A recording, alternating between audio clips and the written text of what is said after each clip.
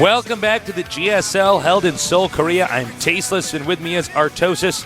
We make Tastosis the casting Archon, even though... And the delicious cereal. I was going to say Tastosis. It sounds like a cereal that's probably pretty healthy and doesn't taste that good. But that's the name we got stuck with. That's the best we could do when we merged as an Archon. Actually, Tastios are the cheap Cheerios, Tasteless. Oh, yeah. Those are the cereal that are on the bottom part at the grocery store, right? In the big bags. Yeah. The cereal that I used to eat, Tasteless. Yeah, that's what it was, Tasteless. Gotta bring it up on air in front of everybody. We're going to go into our final match today. We have Moon against Lin. Yeah. Had a brain power outage there for a second. Moon against Lin. Two Warcraft 3 legends. Both Korean. One played Orc, the other played Night Elf. Moon a little bit more dominant in the early and middle phases of Warcraft 3. Lin a little bit more dominant towards the end when they had a few patches that some people believe made Orc a little bit stronger. So we're going to see who's going to be the better one here with these two in a little bit. We're going to get a shot of Moon first.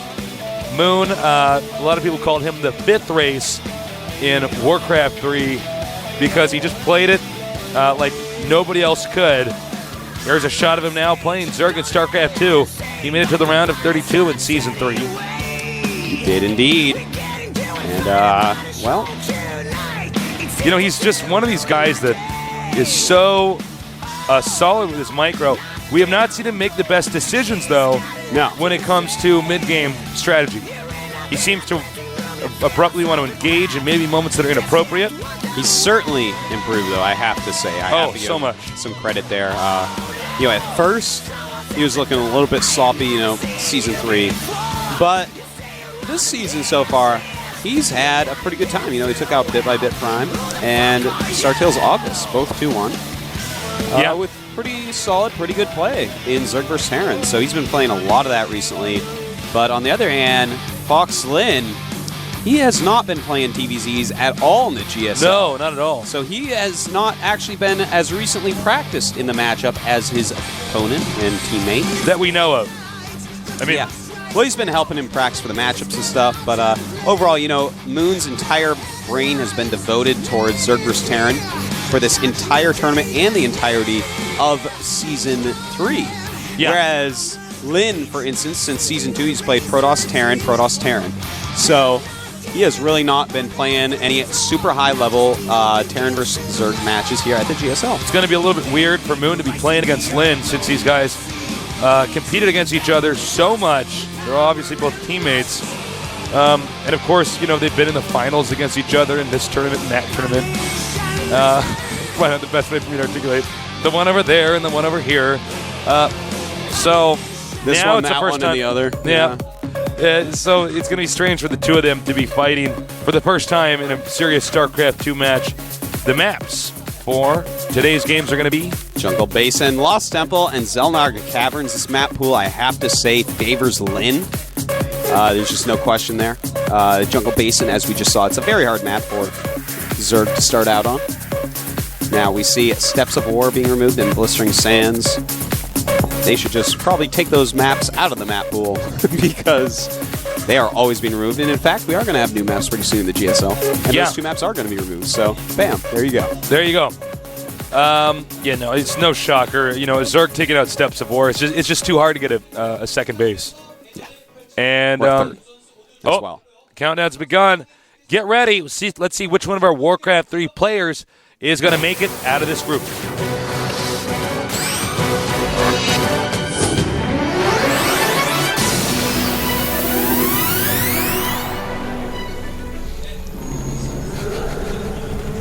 Our Zerg player here from Warcraft 3 playing Night Elf. Now he's playing Zerg. They call him the fifth race. Will he be the fourth in StarCraft 2? Fox Moon. Fox Moon. Actually, fourth race has already been given to 2 or 3 people by the Korean fans. Oh, really? Hydra was the first one to have it, and then it was Fruit Dealer. No, really? And I don't know if Nesty ever got it. In the blue, we have our Terran player. He was an Orc in Warcraft 3, a legend in Korea and around the world. Fox Lin. So we're going to find out if Moon can be the third, fourth race. Maybe. If your facts are correct. They are. They always are. Artosis, the Wikipedia of StarCraft. It's tasteless, the tasteless of StarCraft. Thank you. Yeah, that's how epic you are. That's right. You become yourself in different games. The tasteless of StarCraft 1 is now here in StarCraft 2. He's just as tasteless. It is a happy day indeed. By the way, thanks to our sponsors. I forgot to mention that. Sony Ericsson, we love you guys. And, guys, come down to the Gump TV studios. We give out prizes. You fill out a little raffle. And you can get all sorts of great stuff. You can get mice, graphics cards. Yeah. Some NVIDIA graphics cards sometimes, mouse pads, all sorts of great stuff. Yeah. So we see a hatchery first build for Moon. And Lynn, a command center first build. I'm loving it, Tasteless. Very sexy. Scouts fast and is able to do that. Moon throwing down his pool. It's pretty cool. It's pretty cool to throw down a pool. If you don't throw down a pool, then you're a fool. You're a damn fool. Yeah, man. Because you need that to get anything in this game. Because drones, Tasteless, they are not a good fighting unit. No, they're not.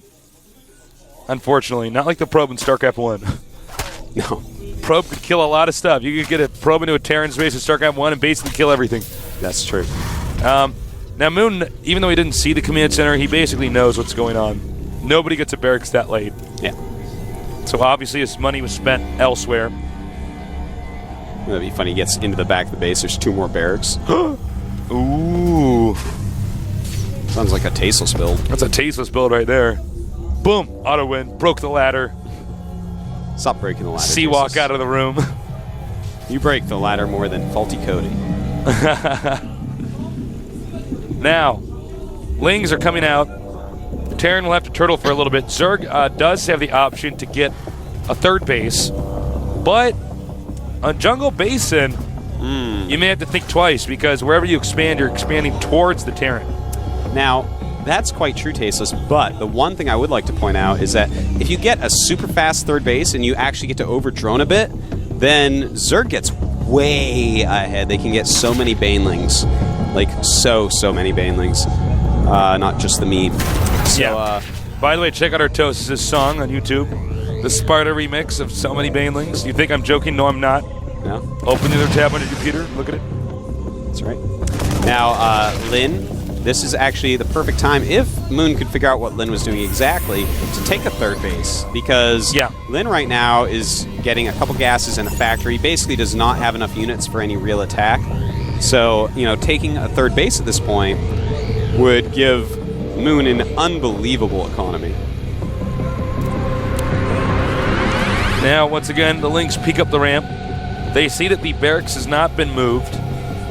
Yep. So there's not an additional add-on or anything like that being used just yet.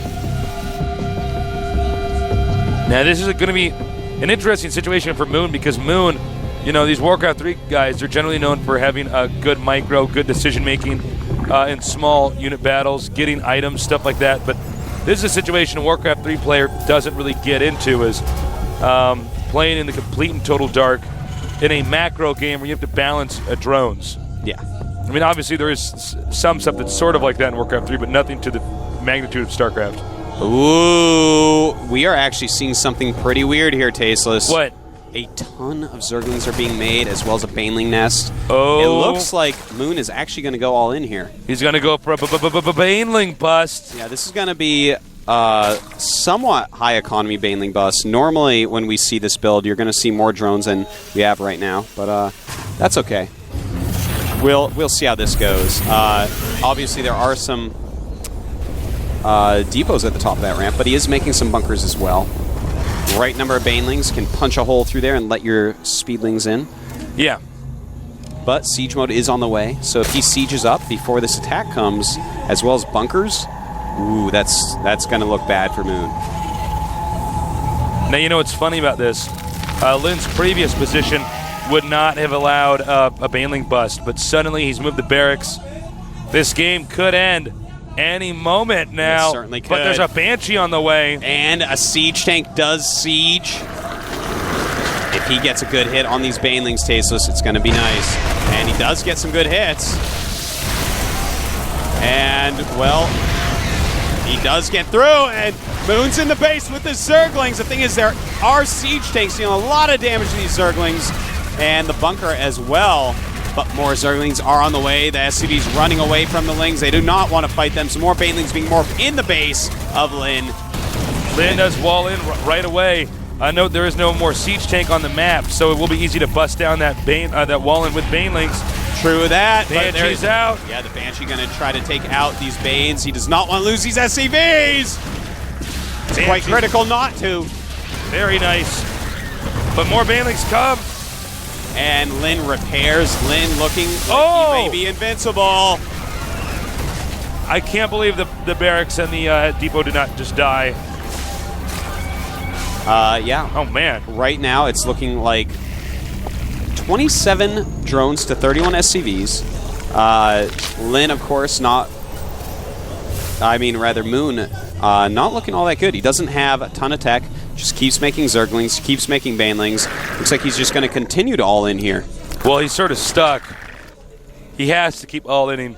Problem is the Banshee doesn't make things any easier for the Zerg. Yeah, the Banshee is going to do a ton of damage still, and here come more Banelings up the ramp. And, well... You know what? It's just not enough. No, I think we're going to be seeing GG relatively soon here. Moon just keeps on making Banelings. Moon keeps going for these quirky timing attacks. Yeah. And oftentimes with Banelings and oftentimes not with too much efficiency. Well, the Banshee's coming home. Didn't get a lot of kills over there. Queens did drive it off, so as it comes back, these Baneling attacks are going to do even worse than they're doing now. Yeah. Lin just continues to make units. Moon actually getting a layer right now. That's surprising. Just going to go ahead and layer up. And the thing is, Lin is going to get a ridiculous amount of units and be able to roll Moon over. Moon just didn't drone very much. He just kind of went all in several times. Did cost efficiently, he did not do well. You know, Lin was cost efficient, had a bigger economy the entire time. This is not a very winnable position or a winnable transition. No, he did miss the hidden SCV there, moving around the map. But this Banshee will be taken out. Small victory there for Moon. But take a look at the Terran's base. I mean, this is a pretty serious economy he's pumping right now. Yeah. Well, Lin is getting a very nice set of units as well. You know, he's getting that second factory, getting that second starport, even getting a Raven out to make sure no Baneling bombs can occur. No Baneling landmines. Yeah. Caught me off guard there for a second. Yeah. Well, that is a bomb. A landmine is a bomb underground. Ooh. Yeah. Bombs Toes can fall just from wiggled the his sky. way out of that situation like that. Yeah. Now, it's going to be Lin's turn. Did he just kill that Zergling? Thought he might have killed that little... This is funny. He's actually moving out just seconds before the Raven is done. Now, we of course know that Moon does not have Burrow yet. Or it's about halfway done, but you know, Lin may not know that. He's just going to march right up the ramp. And I think the Banelings might actually get there not in time. Banelings are here. The Saints are going to siege up in a very defensible position, though. It's going to guard those Marines very, very well. But Moon might be able to sandwich him here. Yeah, he might have a good flank. And here we go. It looks like he is going to clean up this attack. Actually, yeah. Yeah, you are right. Clean it up. And, does save a siege tank, Lin. I'm really surprised Lin went with that little weird timing attack. Yeah, I don't... If you just sit there and make a ton of units and move out, you can finish it off in a lot easier way. That's like such a small, fragile amount of units. Lin's timing attack actually made less sense than Moon's all-in, to be frank. I mean, with Moon's, if the Terran wasn't getting a Banshee, you could probably keep doing that attack. Yeah. And some Terrans would not have a Banshee there. But in this case, Lin just seemed to have this kind of awkward moment in the game where he's like, oh, well, I don't know. What the hell? Yep. Well, we see those medevacs flying away. Good thing, because Mutalisks are about to pop out.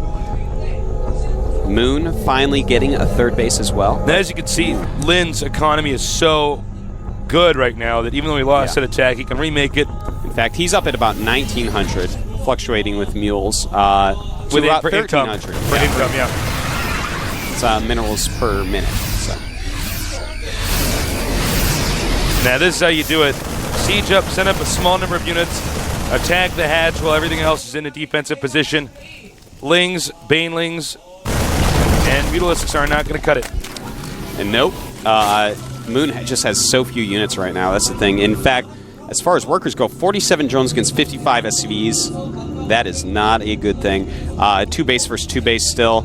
Just Lin's economy is crushing FaZe. And he's going to get into a sick position behind Moon's natural here. And preemptively throws I don't know up. if he should preemptively throw up an auto turret. There's actually no reason to preemptively throw He actually also preemptively threw up the point defense drone. Point defense drone. The siege tanks cannot hit the hatch. It actually makes no sense at all to do that. You know, he's such a quick pro gamer. It just doesn't make any sense to do that. But and also, in case you guys are confused at why we would disagree with a move like that, look, he has the option to move out of this position. Energy. Yeah, they will go away. And here's the other thing that actually doesn't make a lot of sense. Lin is just sitting there. He needs to actually push into that natural, because the longer he just sits, the less powerful that army becomes, because this whole time Moon is making more units. So it looks like he is going to finally start pushing up There here. you go. Yeah, that's exactly what he does need to do. He can run back into range of those siege tanks if anything attacks. Just really got to stim and just go for this hatch. Moon, things are looking grim for him, Tasteless. Moon seems to be busy microing units in the middle of the map, not really doing much with them. He is taking another base at the middle of the map, but he has lost his natural now. And he's down to just 37 drones, so Lin is very far ahead, Tasteless. I think Lin is almost about to close this game out. Yeah. Now, once again, a preemptive auto turret. A Zerg will only win a game like this once in a blue moon. And but we only have a red, we have a red moon here. He's quite red this game. Artosis, that was cute. Thank you. Now, the Moon is really, Zerg on 1 base with a Terran on 2 base. Yeah. What is the, let's see here, but it's 183 supply to 116. Yeah, it's just, Lin is marching out the middle of the map. Looks like he wants to take out this expansion. He should not be sloppy about it, though, because there are a lot of Banelings out there. Talking about a bad angle to attack into. Lin, Yep. that is it, man. And let's see, Banelings are perfect. And even then, there's still so much room to make mistakes here. And he's going to crush this army. Actually, wow. Nice little flank. As I was saying, do not be sloppy with this, because Moon is just sitting there making units. However, Moon is closing in up here. This other base. Yeah. I thought the siege tanks were going to stay in siege mode there. Well, Moon right now, he does have 2 bases. Lin still has a decent income, but he is going to run out eventually. He has made another orbital. Spire being remade here. Zerg also getting his 2 gases.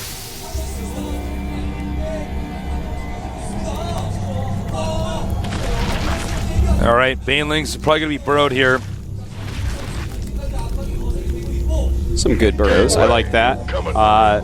You know, he does have a Raven, but it is not up there right now.